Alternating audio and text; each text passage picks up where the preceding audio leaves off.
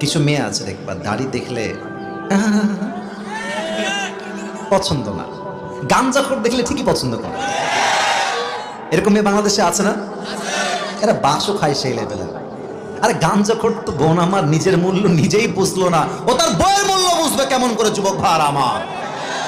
তো যদি কোনো মেয়ে তোমাকে বলে যে আপনাকে আমার পছন্দ না, কেন, আমার আমার দোষ কোথায়?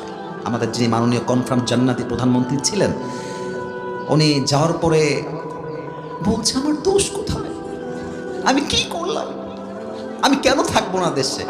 এক বউ তার স্বামীর জীবনকে তছনছ করে দিয়েছে, জ্বালায় পোড়ায় ছারখার করে দিয়েছে।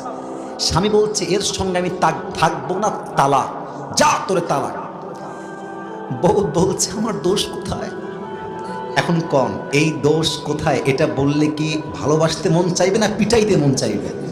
পিটাইতে মন চাইবে।